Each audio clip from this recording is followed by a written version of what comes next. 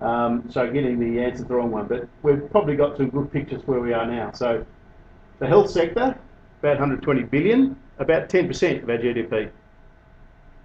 If you look at community services of not only just services, but direct payments to disability support pensioners or whatever other people on community support type pensions, 94 billion.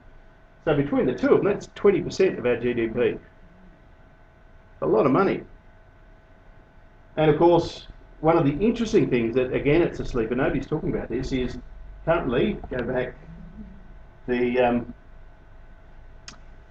currently with there's 68 odd billion dollars of unpaid, and I've done myself in this time.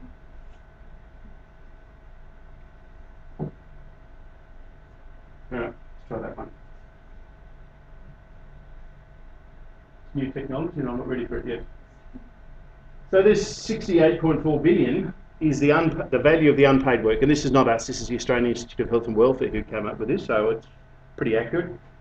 But the interesting thing will be is in the NDIS, if you're a disabled insurance scheme recipient and you've had family friend, family whatever, long-term carer doing it for nothing, what are you going to do with your money?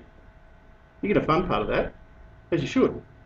And it raises some big issues around, well, if you're funding, cousin Mabel who's now helping you out, does that person need a qualification or some training? What standards do they use to enable that government fund to be spent?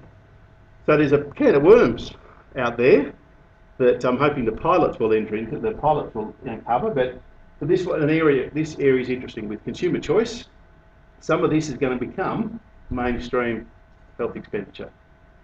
And we're talking big figures here. The NDIS is talking about 8 billion a year. Gonski's talking about 5 billion a year, but it drops in the ocean to 68.4 billion per year. And what are we going to do with that? Because the carers do a hell of a lot for our health and community services sectors. Anyway, so big picture, and it's growing. For those who follow, Tasmania declared in December that within 15 years their entire state budget would be spent on the health portfolio. And they were asking for federal bailout, which they got a couple of months ago. I think they got about 318 million bailout. I was in Adelaide a month or so ago, and at a board meeting we had the health minister from South Australia come along, and I told him the story, and he jokingly said, "Ha, for us it's 2030." And New South Wales published a paper shortly after, said for them it's 2032.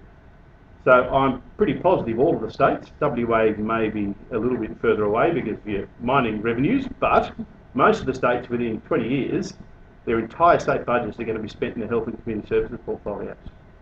So we're in trouble as a nation, deeply in trouble, and there is no discussion about what are we going to do, because we have to do something different, because our current model, unless we devote all of our budget to health and community service and don't worry about roads or police or defence or anything else, we need to find cheaper ways of doing it. And cheaper can be more efficient rather than just more economic, but we're not having those discussions. And I think this is where our vet workforce, I think that's part of the answer, because I believe the vet workforce can do a hell of a lot more than is currently allowed under legislation by some of the, I guess, the professional bodies and the way they look after their interests. So, a lot of money. Workforce size.